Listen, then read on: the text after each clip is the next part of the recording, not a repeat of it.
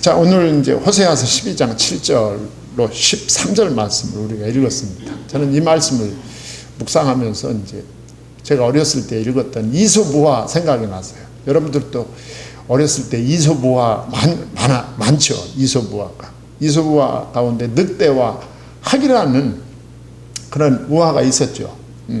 늑대가 막 양을 잡아먹는데 너무 맛있게 양을 잡아먹다가 목에 뼈가 딱 걸렸어요. 살 수가 없는 거야. 넘어가지도 않고 넘어오지도 않고 목에 딱 뼈가 걸려가지고 늑대가 죽겠는 거야. 그런데 막 이렇게 주변을 두리번 찾다 보니까 부리가 긴 학이 하나 발견이 되는 거야. 그래가지고 그 학을 막 부르는 거예요. 학아저씨, 학아저씨, 나를 좀 보소, 나를 좀 보소. 그러니까 왜 그러시냐 그랬더니 사정 얘기를 다 했어요. 내가 양을 잡아먹다가 뼈가 내 목에 걸렸는데 당신의 그 긴 부리로 내 이 뼈를 좀, 목에 걸린 뼈를 좀 뽑아주시기 바랍니다. 뽑아주시면 제가 사례를 하도록 하겠습니다. 저희 집에는 보물이 많이 제가 모아둔 것이 있기 때문에 사례를 아주 잘 해줄 수 있습니다. 해가지고 학이 그 늑대의 말이 너무 간절하고 그 늑대의 얼굴을 보니까 너무너무 진실성이 보이는 거야. 그래가지고 늑대의 아가리에다가 부리를 탁 집어넣고 뽑아줬어요. 뽑아주고 나서 자 이제 사례를 하셔야죠 했더니 늑대의 표정이 싹 달라지면서 여보시오, 이 세상에 지나가는 사람 누구를 붙들고 물어보세요. 늑대의 아가리에다가 대가를 쳐박은 짐승이, 살아나온 짐승이 있는지 길 가는 사람 붙잡아 놓고 다 물어보기를 물어보시오. 내가 당신을 살려준 것을 당신은 천천만만, 재밌게 하려고 제가 조금씩 각색을 하는 거예요. 천천만만 감사한 줄 알고 돌아가시오 하고 화를 버럭 냈어요. 근데 재밌는 건 학이 너무 놀래가지고 사과하고 도망갔어요. 저는 오늘 본문 말씀은 이제 지난번 12장 1절로 6절 말씀에 이어지는 오늘 본문 말씀을 보면서 그게 생각난 거예요. 오늘 본문도 이제 그런 얘기를 하나님이 지금 하고 계신 거예요. 하나님이 이스라엘 백성을 구원해 주었더니 이스라엘 백성은 감사하다고 어디 가서? 우상에게 가서 감사하다고는 하나님 버리고 자기를 구원하신 하나님을 버리고 우상한테 가서 감사하다고 우상을 숭배하고 우상에게 절하는 거예요. 그래서 오늘 본문 말씀은 이제 하나님이 이제 말씀을 드리겠지만 오늘 본문 말씀의 핵심은 출애굽에 대한 언급입니다. 9절과 13절에 두 번이나 하나님이 출애굽에 대한 언급을 하는 거예요. 내가 너희를 애굽에서 인도하여 내었으며 그랬어요. 은혜를 베풀어 주신 은혜를 말씀하는 거죠. 내가 애굽에서 인도하여 내었으며 그랬어요. 자, 하나님께서 출애굽을 상기시킴으로 이 하나님의 참되신, 하나님은 약속을 지키는 참되신 하나님인데 인간은 하나님의 은혜를 잊어버리는 거짓됨, 하나님의 참되심과 인간의 거짓됨을 대조적으로 보여주는 거예요. 그러면서 이스라엘이 하나님 앞에 돌아오기를 원하시는 거예요. 하나님께서 당신들이 회개하고 돌아와라, 돌아올 것을 하나님이 말씀하는 거죠. 돌아오지 않으면 어떻게 된다고요? 돌아오지 않으면 하나님의 심판이 임할 것이다 그랬어요. 지금 호세아 선지자의 메시지는 강력합니다. 그리고 이제 마지막 이스라엘이 이 호세아의 메시지를 마지막으로 듣고 바벨론 포로로 잡혀가는 거야. 호세아 선지자는 그걸 지금 바라보고 있는 거죠. 그러면서 오늘도 바로 앞달락에 이어서 첫 번째로는 7절에서 9절까지 보면 이스라엘의 죄악상을 열거하고 있어요. 선지자가 이사야의 죄악상 7절에 보면 그는 상인이라 그랬어요. 상인이라. 이 점잖은 말이야. 점잖은 말. 그는 상인이라 손에 거짓 저울을 가지고 속이기를 좋아하는도다. 예. 여기서 그는 상인이라 할 때 우리가 보통 속되게 쓰는 말이 뭐죠? 그는 장사꾼이다. 예. 장사꾼. 이게 무슨 말이냐면 이스라엘 백성들은 가나안의 상인들과 똑같다. 가나안 이방 사람들, 이방의 그 장사꾼들과 똑같아. 예, 그 말입니다. 그 가나안의 장사꾼들과 똑같이 그 재산을 증식하는 일에 수단과 방법을 가리지 않고 있다. 재산 증식의 수단과 방법을 가지고 있지 않다. 그 욕망에 눈이 가려서 하나님이 보이지 않고 있다. 그 말이죠. 하나님이 보이지 않고 죄를 죄로 인식하지 않을 지경이 되어버렸다 라고 지금 호세아 선지자를 통해서 하나님이 지금 질타하는 거예요. 예. 이스라엘 백성들을. 그러면서 뭐라고 말합니까? 에브라임이 말하기를 8절에 나는 실로 부자라 내가 재물을 얻었는데 내가 수고한 모든 것 중에서 죄라 할 만한 불의를 내게서 찾아낼 자가 없으리라 하거니와 그랬어요. 양심이 완전히 화인 맞았다 그 말이에요. 예. 양심의 화인을 맞았다. 거짓 저울을 사용하여 돈을 벌고도 자신들의 번 돈이 정당하다고 주장한다. 이게 정말 대책 없는 거예요. 진짜 하나님이 보실 때 양심이 마비돼서 더 이상 하나님 앞에 돌아올 가능성조차 보이지 않는다. 예. 이 정도가 됐다. 우리들도 그런 거 있잖아요. 죄를 짓고도 막 미안해하고 죄를 짓고도 부끄러워하고 그런 게 정상인데 죄를 짓고도 막 고개를 더 쳐들고 더 씩씩하고 막 더 용감하게 대들 때 이건 정말 보통 문제가 아니죠. 이스라엘이 그랬다 그 말이죠. 그래서 하나님이 뭐라고 말씀하시느냐 하면 호세아 선지자를 통해서 9절에 보세요. 내가 애굽 땅에 있을 때부터 나는 네 하나님 여호와니라 내가 너로 다시 장막에 거주하게 하기를 명절날에 하던 것 같게 하리라 그랬어요. 자, 무슨 말이냐면 자신의 죄를 깨달으려면 하나님이 보실 때 이스라엘 백성들이 자신의 죄를 깨달으려면 다시 옛날처럼 고난을 겪게 하는 수밖에 없다. 그 얘기예요. 예. 뭐 고난하고 좀 상관이 없지만 여러분들 가끔 어디 여기 뭐 찾으러 갔는데 내가 여기 왜 왔지? 할 때 많죠. 내가 왜 왔나? 자, 그러면 어떻게 합니까? 그때 다시 있던 데로 돌아가죠. 있던 데로 돌아가면 그게 생각이 나. 거기에 조금 비유가 조금 핀트가 좀 잘 맞진 않지만 하나님이 지금 그 말씀을 하는 거예요. 너희들이 정 못 깨닫느냐? 못 깨달으면 옛날 이스라엘 백성들이 애굽에 가서 살았을 때 같이 한번 너희들도 그런 위치로 돌아가는 수밖에 없다. 그들은 애굽 땅에서 나옴으로 하나님의 백성이 되었던 거예요. 예. 애굽 땅에서 하나님이 불러내심으로 하나님의 백성이 되었던 것입니다. 하나님께 속하게 하기 위해서 하나님이 그들을 애굽 땅에서 불러낸 거야. 너희들이 깨닫지 아니하면 다시 그 애굽 땅 같은 데로 들어갈 수도 있어. 예. 하나님이 이 말씀을 이제 시작을 하시는 거예요. 네. 하나님이 10절로 11절에 보면 그 두 번째로 이제 경고를 하십니다. 경고를 여러 차례 하시는 거예요. 여러 차례.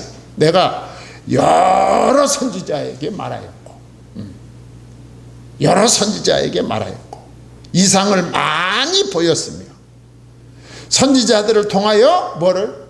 비유를 베풀어 놓으라. 여러 차례, 여러 선지자들을 통하여 심지어는 잘 알아듣지 못해서 무엇을 통해서? 비유를 통해서 너희들에게 말씀을 했다. 경고를 했다. 그 말이에요. 경고를 했다. 돌아오라고. 예. 내가 너희들로 하여금 하나님 앞으로 돌아오라고 수없이 경고를 했다. 자, 그런데 이스라엘이 어떻게 했다는 거예요? 이스라엘은 고의적으로 배척을 했다. 그 말이죠. 고의적으로 배척을 하는 거예요.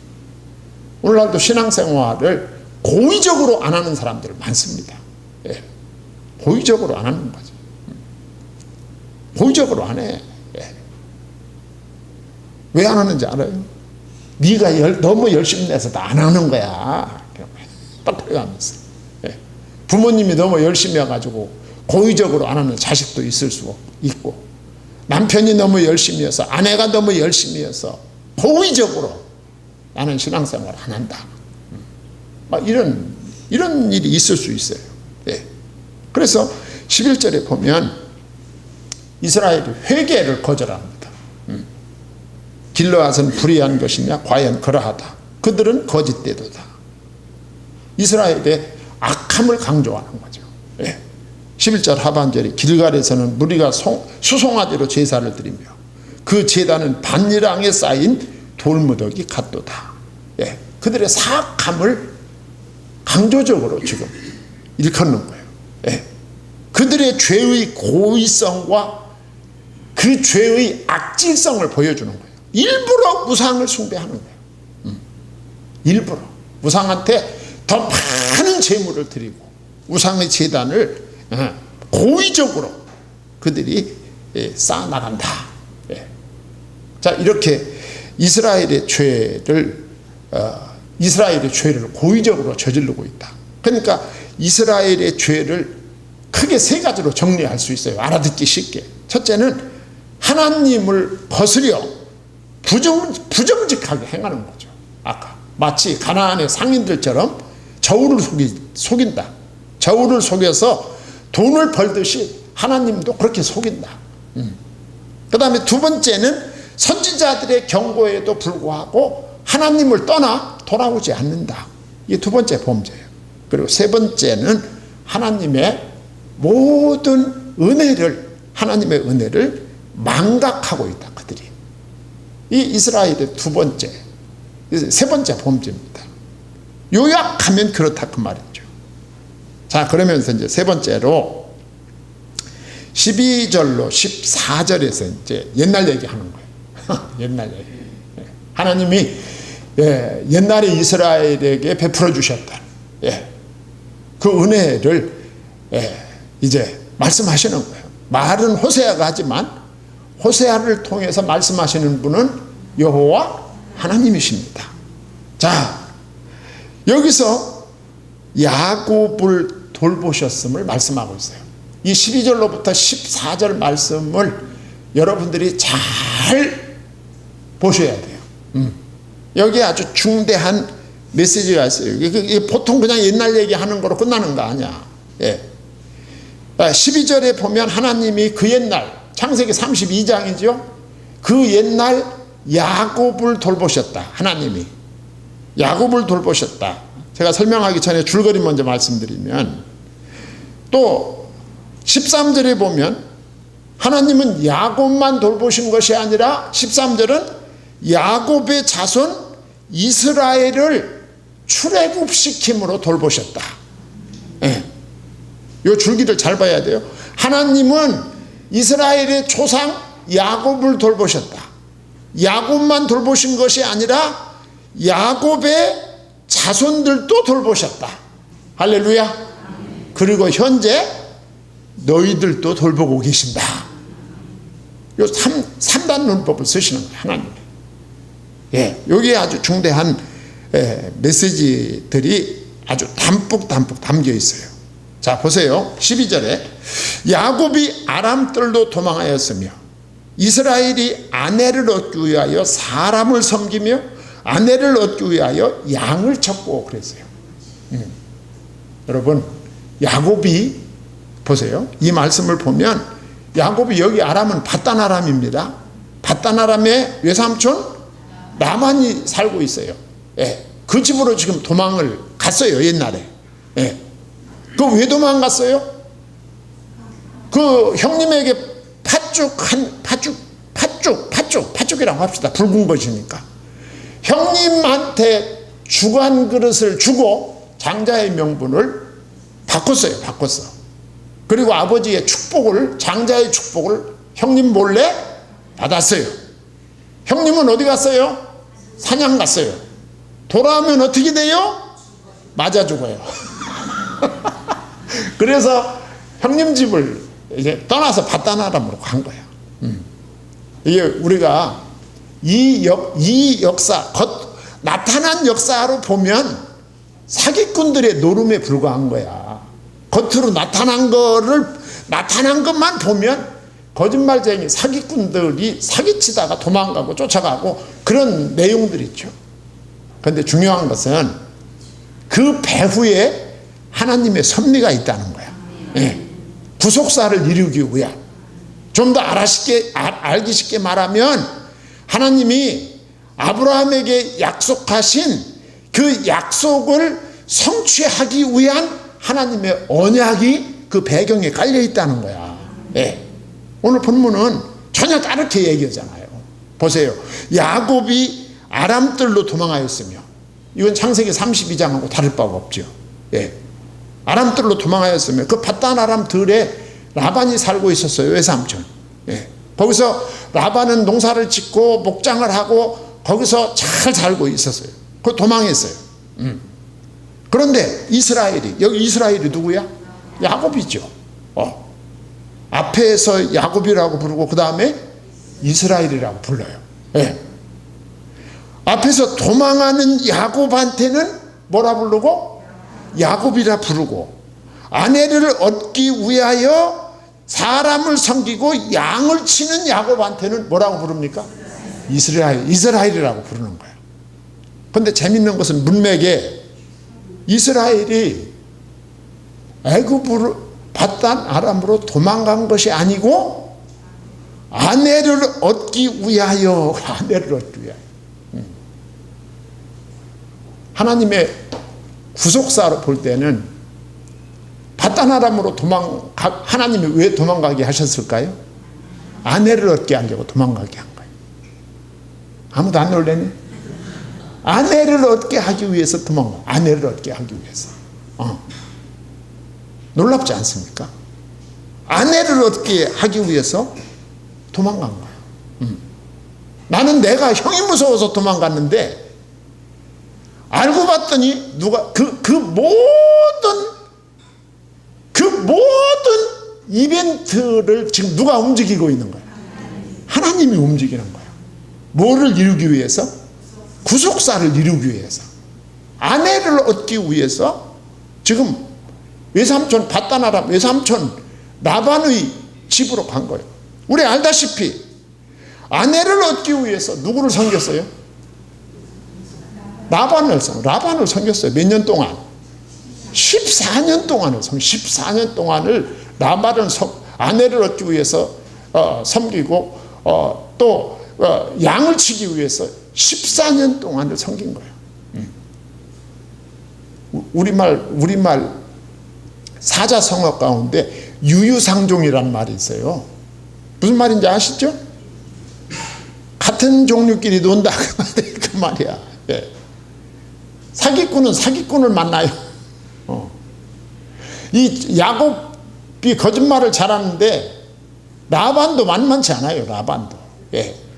아니 얼마나 라반이 능수능란하고 거짓말을 진짜처럼 하고 그러면 그렇게 머리가 잘 돌아가는 야곱을 14년 동안을 공짜로 부려먹었어요.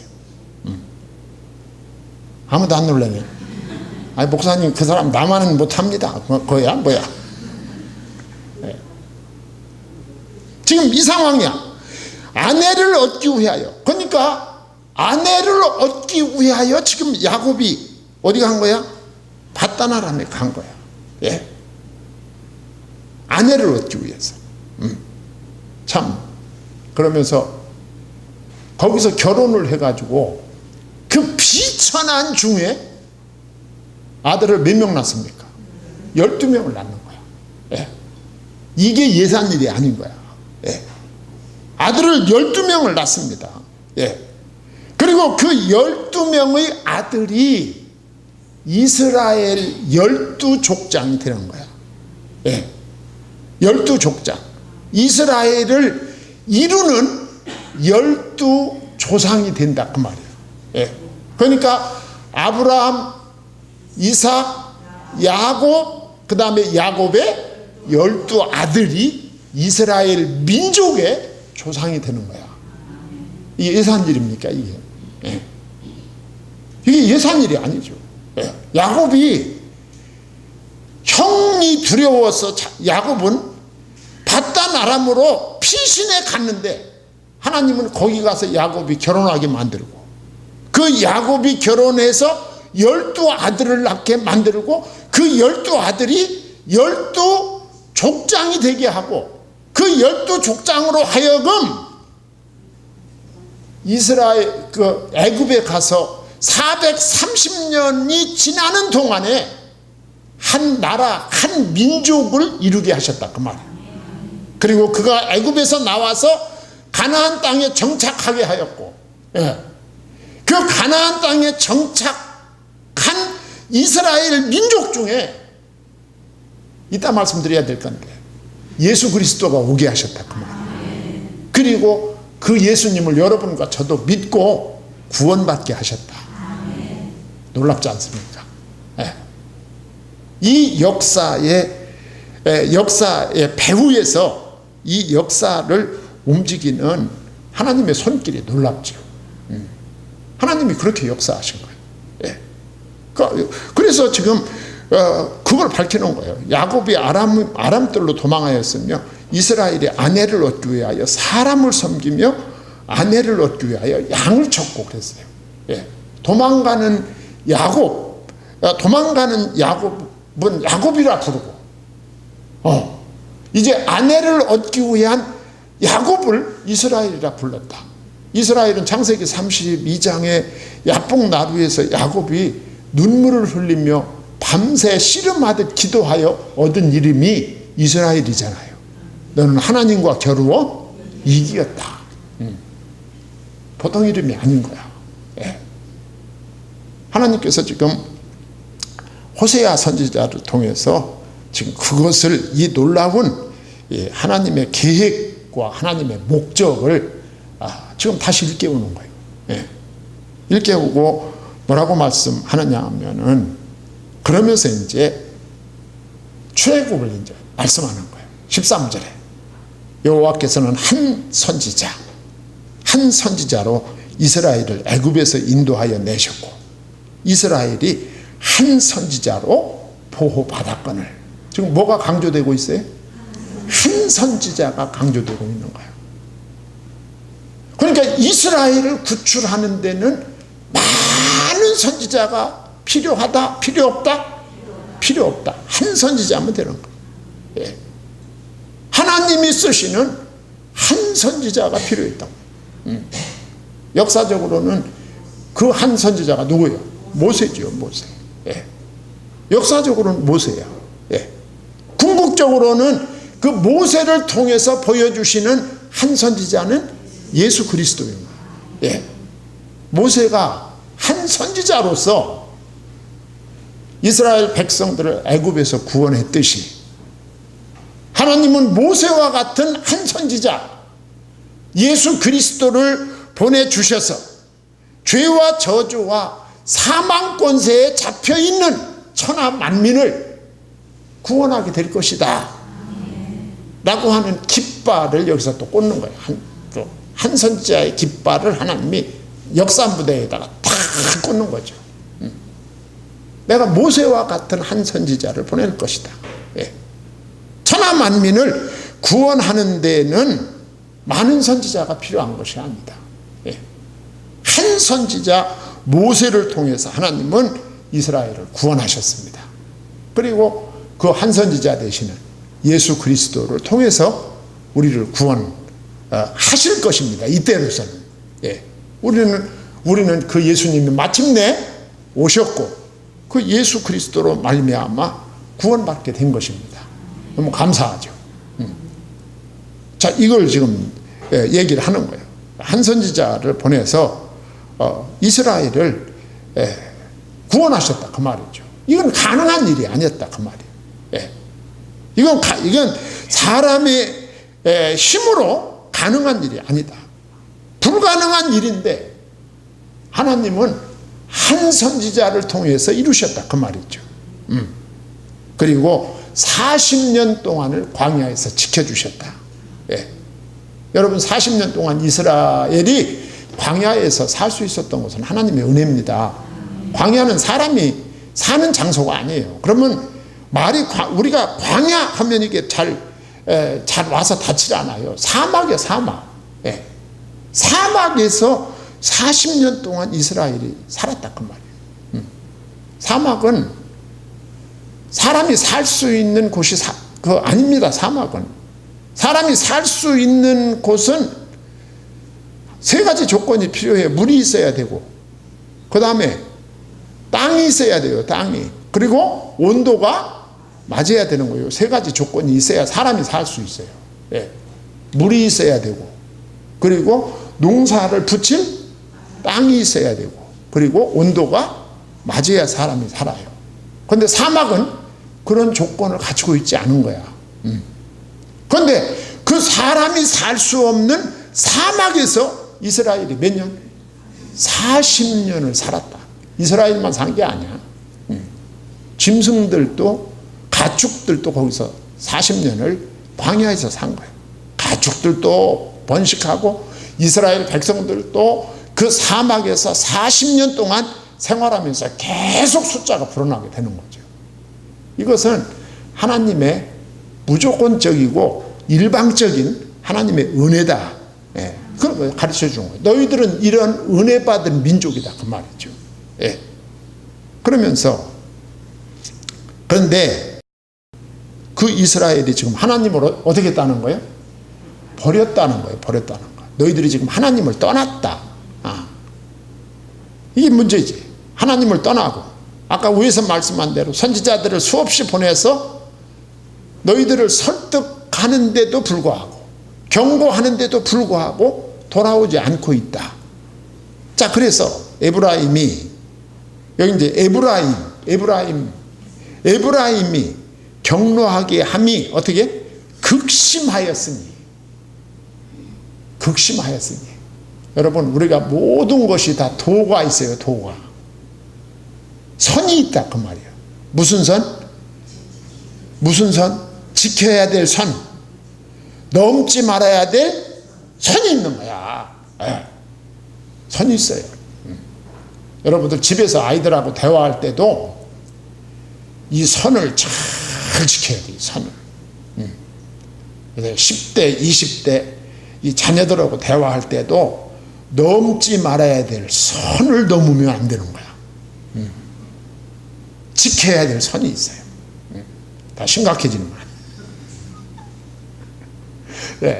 그 선을 잘 지켜야 내가 지금까지 한 말이 그게 무효가 되지 않는 거예요. 무효가 되지 않을 뿐만 아니라 그게 잘못하면 내가 지금까지 한 말이 폭풍으로 다가올 수도 있어요. 제가 지난번에 가정의 달 설교할 때 말씀했지. 우리가 말을 하려면 솔직하게 말하고 그래야지 기도 시간에 그냥 막 식사 기도하면서 막 그 사람 쪼고 그러는 건 아주 비겁한 거예요. 할 말이 있으면 눈 똑바로 뜨고 얘기를 해야지. 그렇게 우리가 여러분 그 참 기분 나쁘게 나는 이 나이를 먹었어도 누가 얘기할 때 솔직하게 얘기하는 게 좋지. 딱 둘러서 한참 생각해 보니까 나한테 한 말이네. 그러면 내가 고쳐야 되겠구나 그렇게 생각합니까? 기분이 나쁩니까? 기분이 나쁘면 고쳐? 기분이 나쁘면 고쳐지지 않아요. 그래서 제가 빗나갔는데 에브라임이 경록해 함이 어떻게 됐어? 극심하면 이제 문제가 된다 그 말이에요. 넘지 말아야 될 선을 건드렸다. 극심하였으니. 그의 주께서 그의 피로 그의 위에 머물러 있게 하시며 그의 수치를 그에게 돌리시리라. 얼마나 두려운 얘기입니까? 예.